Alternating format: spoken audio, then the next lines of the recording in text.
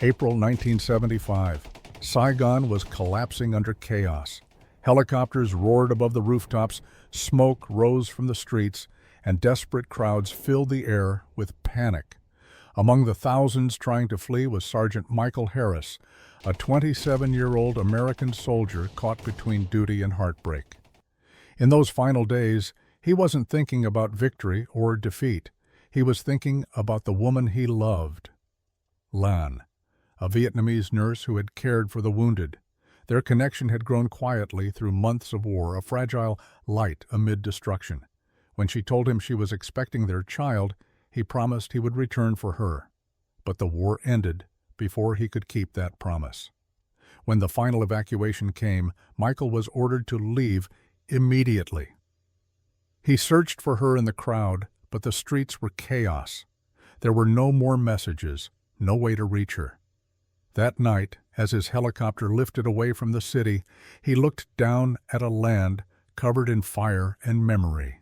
Somewhere below was the woman he loved and the child he would never meet. When he returned home, he tried every possible way to find them. Letters, calls, embassy requests. Every lead ended in silence. Reports said the hospitals had fallen. The people he searched for were gone. Eventually, Michael accepted what he feared most, that both had not survived. From that day forward, he carried that loss like a shadow, a wound that never healed. The war ended, but it never truly left him. When Michael returned to the United States, the world around him had moved on. The war that had consumed his youth was now a chapter most people wanted to forget. Yet for him, it never closed. It lived quietly in the back of his mind, resurfacing in small moments, a sound, a smell, a photograph. He tried to rebuild a normal life. He found work in construction, married, and became a father again. From the outside, everything seemed whole, but behind the quiet routines and steady days, there was always an absence that time refused to fill. Every now and then, he would take out the small metal box he kept hidden in a drawer. Inside was the only photograph from Vietnam he had never been able to throw away. It showed him and Lan standing by a riverside hospital, smiling faintly at the camera. Her hand rested gently over her stomach, the faint suggestion of a future that had never come to be. The image aged with him. The corners frayed, the paper softened, the colors faded. But it remained the one piece of proof that his memories were real, that the woman he loved and the child she carried had once existed beyond dreams. There were moments when he tried to forget. He focused on his family, worked longer hours, filled his days with noise to drown the silence. But no matter how far he moved forward, that missing piece followed him. Sometimes, in the middle of the night, he would wake up to the faint sound of rain outside his window and think of the monsoon storms that swept over Da Nang. He would picture the narrow streets, the scent of wet earth, and the glow of lanterns through the mist. Those images came uninvited, not as memories, but as reminders of a promise he had never been able to keep. As the decades passed, the world around him changed. Technology advanced, cities grew, generations came and went. But the memory of that one woman and the child he never held remained untouched by time. He rarely spoke of Vietnam. When people asked, he gave short, polite answers, never revealing the truth behind his silence. In quiet moments, he often wondered what his life might have been if he had found a way to stay. But the war had taken that choice from him, and with it, it had taken a part of himself he thought he would never get back. In 2020, nearly half a century after he had left Vietnam, Michael Harris's past found a way back to him. It started quietly, with a message buried deep within an online veterans community, a post from someone searching for an American soldier who had served near Da Nang in 1974. He almost ignored it. Over the years, there had been countless rumors, false leads, and stories that ended in disappointment. But something about this one felt different. The post mentioned a photograph, an old, worn image of a young Vietnamese woman holding a baby. Attached to it was a name he hadn't heard spoken in decades. He opened the photo, and the world seemed to stop moving. The man in the background was him, younger, smiling, unaware that this fleeting moment would one day become a relic of another life. The woman was Lan. Her face was exactly as he remembered it, and in her arms was a small child with the same dark eyes he saw in the mirror every morning. For a long time he simply stared, unable to process what he was seeing. Time collapsed. The decades between then and now vanished, leaving only that single frozen image, proof that the child had lived. Further details began to emerge. The man who had posted the message was from Da Nang. He had grown up with questions his mother could never fully answer. Before she passed away, she had told him about an American soldier who had promised to return, a man who had loved her deeply but was forced to leave as the war ended. She had kept only one thing to prove he existed, that same photograph. Through help from volunteers, the story reached Michael. DNA testing was arranged through international agencies that reunited families separated by war. The waiting period felt endless. Each day reopened the wound he had spent his life trying to close. When the results finally arrived, they left no room for doubt. The connection was absolute. Michael sat alone, holding the paper in his hands, realizing what those numbers meant.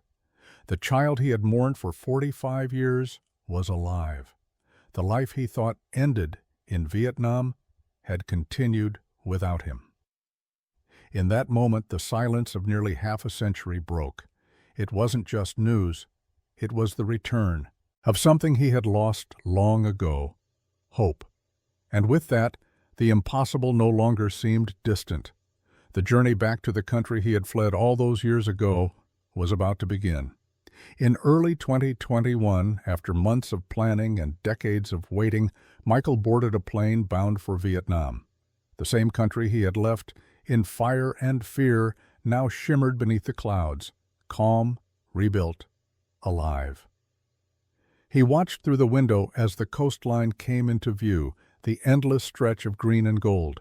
Somewhere down there, 45 years of silence were waiting to be broken. He had imagined this moment countless times, yet nothing could prepare him for what it truly felt like. When he stepped off the plane in Da Nang, the humid air wrapped around him like memory itself, heavy, familiar, filled with echoes, the sound of motorbikes, the smell of rain-soaked streets, the rhythm of voices he couldn't understand but somehow recognized. For the first time in decades, he wasn't looking back at Vietnam through nightmares or photographs. He was here, standing on the same soil he thought he would never see again.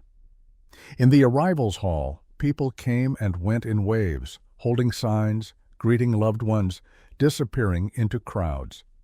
And then he saw him, a man standing still, watching carefully. There was something in the posture, the way he held himself, that felt both foreign and familiar. Time slowed. The faces of the past flashed through his mind, the nurse he had loved, the child he never held, the broken promises that haunted his sleep. And now before him stood the living proof that those memories were real.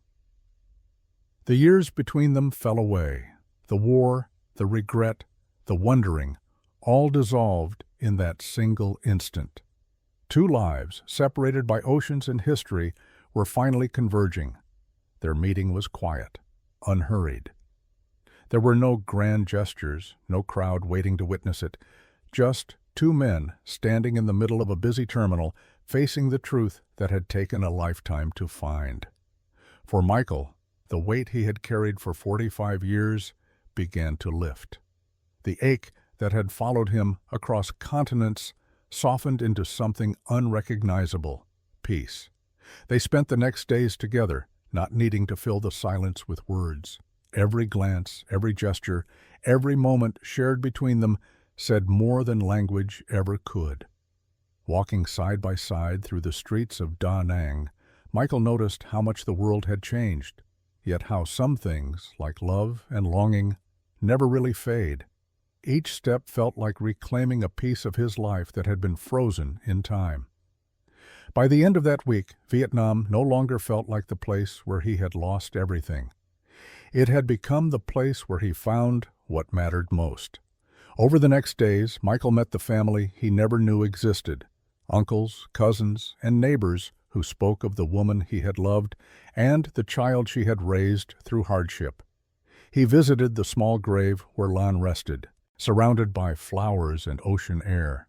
For a long time he stood in silence, his hand over the stone. The years between them felt weightless.